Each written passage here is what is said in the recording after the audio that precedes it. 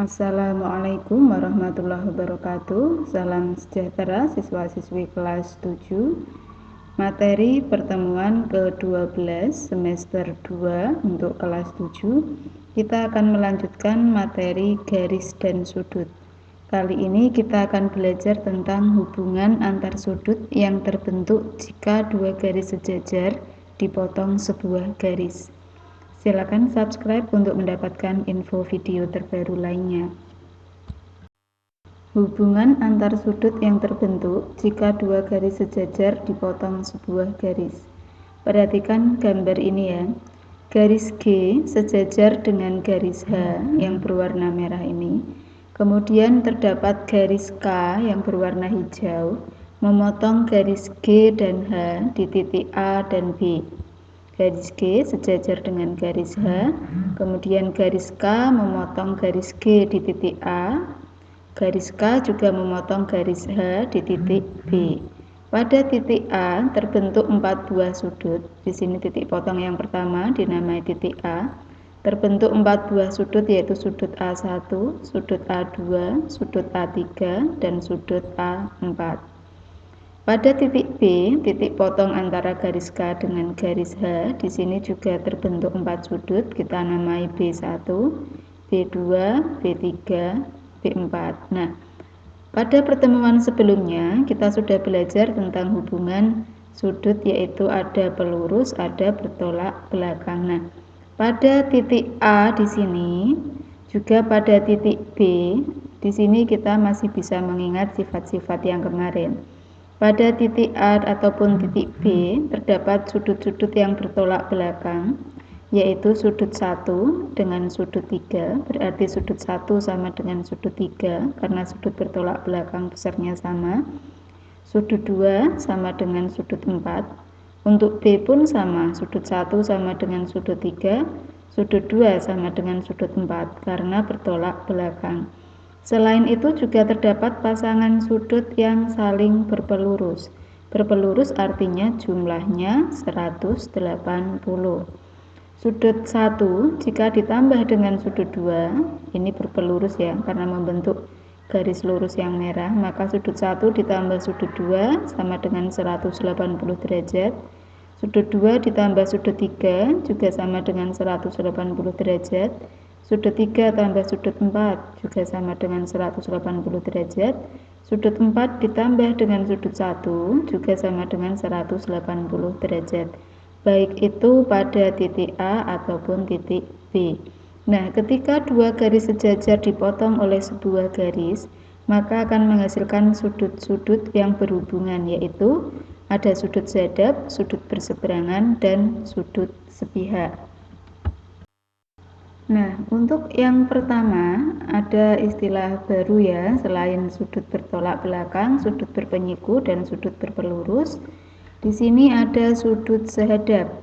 Sudut sehadap memiliki besar yang sama. Sudut-sudut sehadap besarnya sama. Nah, yang manakah yang sudut sehadap?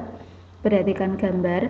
Garis G dan H ini sejajar, kemudian dipotong garis lain atau transversal garis K ini. Kemudian pasangan sudut yang sehadap adalah sudut A1 dengan sudut B1 yang menghadap arah yang sama. Itu yang dimaksud sudut sehadap. Dia menghadap arah yang sama, besarnya juga sama. Ini tumpul, yang bawah juga tumpul. Sudut A1 sehadap dengan sudut B1, maka sudut A1 sama dengan sudut B1, besarnya sama. Sudut A2 sehadap dengan sudut B2, sehingga sudut A2 besarnya sama dengan sudut B2. Dia sama-sama lancip juga kalau di sini. Kemudian sudut A3 sehadap dengan sudut B3, maka sudut A3 sama dengan sudut B3. Kemudian sudut A4 sehadap dengan sudut B4. Artinya sudut A4 besarnya sama dengan sudut B4. Nah, berikutnya selain sudut sehadap, ada lagi sudut lain yang dibentuk ketika dua garis sejajar dipotong garis lain, yaitu sudut berseberangan.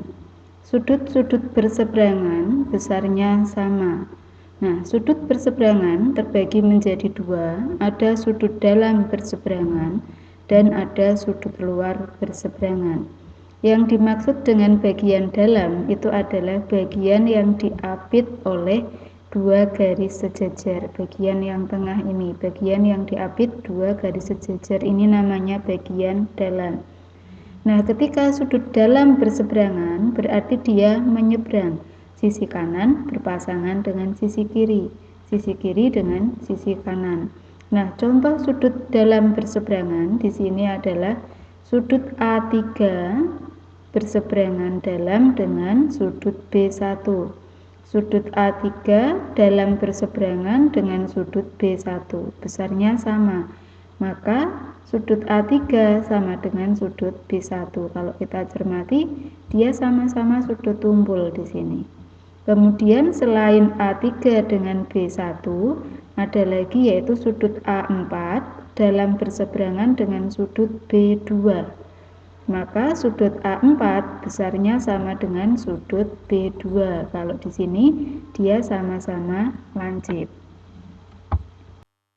Sudut berseberangan selain sudut dalam berseberangan juga ada sudut luar berseberangan. Aturannya masih sama, yaitu sudut-sudut berseberangan besarnya sama. Begitupun dengan sudut luar berseberangan, dia mempunyai besar yang sama. Nah, kalau tadi bagian dalam itu yang diapit oleh garis yang sejajar, kalau bagian luar berarti di luar dari garis yang sejajar. Kalau di gambar ini berarti sudut A1 dia luar berseberangan dengan sudut B3. Sudut A1 sama dengan sudut B3 karena sudut luar berseberangan. Kalau kita amati, dia juga sama-sama sudut tumpul. Kemudian sudut A2 luar berseberangan dengan sudut B4. Dia sama-sama lancip kalau di gambar ini. A2 ada di sebelah kanan atas, B4 ada di sebelah kiri bawah. Nah, itu sebagai ilustrasi untuk berseberangan kanan atas dengan kiri bawah. Sudut A2 luar berseberangan dengan B4. Akibatnya sudut A2 besarnya sama dengan sudut B4. Berikutnya, selain sudut sehadap dan sudut berseberangan, ada pula sudut sepihak. Sudut-sudut sepihak saling berpelurus atau jumlahnya 180 derajat. Sudut sepihak juga dibedakan jadi dua, sudut dalam sepihak dan sudut luar sepihak. Bagian dalam sama kayak tadi, yang diapit oleh dua garis sejajar. Hanya saja ada di kanan semua ataukah di kiri semua. Kalau tadi berseberangan kan kanan dipasangkan dengan kiri. Kalau dalam sepihak berarti bagian dalam semua sebelah kanan atau bagian dalam semua sebelah kiri. Yang pertama di sini ada sudut 3, A3 dengan sudut B2. Ini adalah dalam sepihak. Sudut A3 dalam sepihak dengan sudut B2. Maka akibatnya sudut A3 ditambah sudut B2 sama dengan 180 derajat. Kemudian selain itu ada sudut A4 dalam sepihak dengan sudut B1. Sama-sama berwarna biru ya, tandanya selalu saya beri warna yang sama. Sudut A4 dalam sepihak dengan sudut B1, maka sudut A4 ditambah sudut B1 akan sama dengan 180 derajat. Yang berikutnya sudut luar sepihak. Ini karena masih sudut sepihak berarti sifatnya sama, yaitu saling berpelurus atau jumlahnya 180 derajat.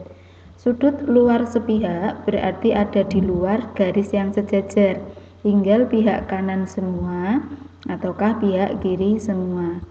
Contohnya sudut A1 ini ada di pihak kiri atas dengan B4 ini ada di pihak kiri bagian bawah. Sudut A1 luar sepihak dengan sudut B4, maka sudut A1 ditambah sudut B4 sama dengan 180 derajat. Kemudian sudut A2 luar sepihak dengan sudut B3, maka sudut A2 ditambah sudut B3 akan sama dengan 180 derajat. Nah, sebagai contoh yang pertama, perhatikan gambar, tentukan nilai X, Y, dan tuliskan alasanmu. Menuliskan alasan di sini itu artinya memberikan keterangan atas keputusan yang kita ambil. Yang pertama, kita lihat dulu gambarnya. Di sini ada garis K sejajar garis L, kemudian dipotong oleh garis M. M ini sebagai garis transversal. Nah, garis K sejajar dengan L dipotong oleh M. Pertanyaan yang pertama, kita mencari nilai X. Kita perhatikan X termuat dalam sudut 8X ditambah 5. Kemudian di bagian atas ada sudut dengan keterangan 125. Nah, kita amati sudut yang diberi warna hijau ini apa hubungannya? Ternyata keduanya adalah sudut sehadap. Sudut sehadap tadi besarnya sama, maka artinya 8X ditambah 5 akan sama dengan 125 karena merupakan sudut sehadap. Kemudian kita pindah ruas ya, tambah 5, pindah ruas ke kanan menjadi mengurangi, dikurangi 5. 8X sama dengan 125 derajat kurangi 5 derajat. Ruas kanan kita selesaikan dulu. 125 derajat dikurangi 5 derajat, yaitu 120 derajat. 8X sama dengan 120 derajat, mencari X, lawan perkalian adalah pembagian. Jadi X sama dengan 120 derajat dibagi 8, nilai X-nya adalah 15 derajat. Kemudian kita mencari nilai Y. Y di sini ada pada 5Y. Kita cari sudut yang berhubungan dengan 5Y, yaitu 125. Ini membentuk sudut lurus atau dinamakan sudut berpelurus. Sudut berpelurus jumlahnya 180 derajat. Berarti 125 derajat ditambah 5Y sama dengan 180 derajat. Tinggal kita pindah ruas. 5Y sama dengan 180 derajat dikurangi 125 derajat. Kita selesaikan dulu yang ruas kanan. 180 derajat dikurangi 125 derajat, yaitu 55 derajat. 5Y sama dengan 55 derajat. Nilai Y-nya adalah 55 derajat, kita bagi dengan 5. Nilai Y-nya adalah 11 derajat. Nah, untuk alasan kita memakai jenis-jenis sudut yang sudah kita pelajari ya. Bisa sehadap, bisa berseberangan, bisa sepihak, bisa pula berpelurus, berpenyiku, ataupun bertolak belakang. Berikutnya contoh kedua, perhatikan gambar. Kemudian tentukan nilai X, besar sudut BGH, kemudian besar sudut AGH, kemudian saya tambahi lagi besar sudut AGF. Nah, yang pertama kita mencari nilai X. Kita cari dulu yang ada X-nya di sini adalah 5X dengan 3X tambah 48. Nah, di sini apa hubungannya? Posisi ini hubungannya adalah sudut dalam berseberangan. Sudut dalam berseberangan besarnya sama. Berarti 5X sama dengan 3X ditambah 48 karena sudut dalam berseberangan. Kemudian kita lihat 3X ditambah 48 ini tidak sejenis, maka 3X-nya kita pindah ruas ke kiri. Lawan penjumlahan adalah pengurangan, menjadi 5X dikurangi 3X sama dengan 48. Kita selesaikan dulu yang sebelah kiri. 5X dikurangi 3X yaitu 2X. 2X sama dengan 48, nilai X-nya adalah 48 dibagi 2, nilai X-nya adalah 24. Nah, kemudian ketika menjawab besar sudut BGH, maka kita cari BGH. BGH adalah sudut G yang bawah ini, BGH. Maka Ini yang dinamakan sudut BGH, yaitu 3x ditambah 48. 3x artinya 3 kali x, nilai x-nya adalah 24, maka kita masukkan 3 kali 24 ditambah 48. 3 kali 24 adalah 72 ditambah 48 yaitu 120, karena satuan sudut derajat maka saya tambahkan 120 derajat. Kemudian untuk sudut AGH, AGH adalah yang ini. AGH berarti di samping kirinya 3x tambah 48. Nah, kalau kita amati, dia membentuk garis lurus, berarti berpelurus dengan sudut BGH. Maka mencari AGH akan sama dengan 180 derajat dikurangi besar sudut BGH dikurangi 120 derajat, yaitu 60 derajat, dengan alasan berpelurus dengan sudut BGH. Kemudian untuk sudut AGF ini sama dengan sudut BGH 120 derajat karena bertolak belakang. Nah, anak-anak, untuk alasan ini adalah alternatif atau cara yang saya gunakan. Ini bukan satu-satunya alasan. Bisa juga kalian memberikan alasan yang lain asal masih sesuai dengan konsep. Sebagai contoh untuk sudut AGH, untuk sudut AGF. AGF ini memang bertolak belakang dengan BGH ya, sama dengan 120 derajat. Boleh kita memakai bertolak belakang. Nah, misal kalian AGF, kalian hubungkan dengan CHG dengan syarat tadi sehadap, itu juga bisa. AGF sama dengan CHG karena sudut sehadap, berarti AGF sama dengan 5x sama dengan 5 dikali 24 yaitu 120. Hasilnya pun sama, tapi alasannya juga harus sesuai, tapi tidak harus bertolak belakang. Ini bukan satu-satunya alasan, masih dimungkinkan ada alasan yang lain asal sesuai dengan konsep.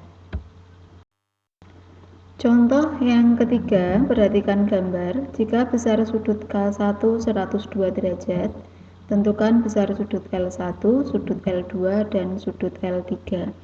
Nah, pada contoh 3 ini gambarnya sedikit berubah. Kalau tadi yang sejajar itu mendatar atau horizontal, di sini yang sejajar itu mendekati vertikal. Tetapi aturannya masih sama. Untuk bagian yang diapit oleh garis sejajar ini bagian dalam. Kemudian yang di luar garis berarti bagian luar. Kemudian jika arah sudut itu sama berarti dia sehadap. Nah, untuk menjawab soal yang pertama, sudut L1 kita hubungkan karena yang diketahui K1 berarti kita hubungkan dengan K1. Sudut L1 dengan sudut K1 ini adalah sudut sehadap. Berarti sudut L1 sama dengan sudut K1 yaitu 102 derajat dengan alasan sudut sehadap. Kemudian untuk sudut L2 kita amati K1 dengan L2, dia adalah sudut luar sepihak. Ada di sebelah luar garis sejajar, kemudian ada di sisi atau pihak yang sama, di sini di bagian atas. Sehingga karena sepihak berarti jumlahnya 180 derajat. Sudut K1 ditambah sudut L2 sama dengan 180 derajat. 102 derajat ditambah sudut L2 sama dengan 180 derajat, sehingga mencari sudut L2 adalah 180 derajat dikurangi 102 derajat, yaitu 78 derajat. Apakah harus sudut luar sepihak? Tidak. Saya katakan ini bukan satu-satunya alasan yang kalian gunakan. Kalian bisa memakai alasan yang lain. Misal kalian mengerjakan sudut L2, sudut L2 sama dengan 180 derajat dikurangi sudut L1. Atau L2 tadi sama dengan 180 derajat dikurangi 102 dengan alasan berpelurus dengan sudut L1. Itu juga boleh. Jadi alasannya tidak harus sama. Misal menemukan dengan variasi atau cara yang lain boleh, asal masih sesuai konsep. Hasilnya pun sama kalau kita gunakan berpelurus. 180 kurangi 102 yaitu 78. Kemudian untuk sudut L3 dengan K1 ini berseberangan dan ada di bagian luar. Ada di sebelah kanan, pihak kanan dengan pihak kanan dengan pihak kiri, kemudian sisi atas dengan sisi bawah. Sudut K1 dengan sudut L3, sudut L3 dengan sudut K1 ya, posisinya saya betulkan, sudut L3 sama dengan sudut K1 yaitu 102 dengan alasan sudut keluar sepihak. Nah, bolehkah untuk L3 kita menghubungkannya dengan L1? Boleh. L3 sama dengan L1 yaitu 102 karena bertolak belakang, itu juga boleh. Nah, diingat ya, ini bukan satu-satunya jawaban atau alasan. Kalian bisa menggunakan alasan yang lain asal sesuai konsep. Nah, demikian untuk pembelajaran hari ini. Ingat, ketika dua garis sejajar dipotong oleh garis lain, maka terbentuk beberapa sudut dengan hubungannya, yaitu pertama, sudut sehadap besarnya sama, sudut berseberangan juga besarnya sama, sudut-sudut sepihak saling berpelurus. Nah, ingat, sudut berpelurus jumlahnya 180 derajat, kalau sudut bertolak belakang besarnya sama, sudut berpenyiku jumlahnya 90 derajat. Selamat belajar, tetap jaga kesehatan. Silakan subscribe untuk mendapatkan info video terbaru lainnya. Assalamualaikum warahmatullahi wabarakatuh.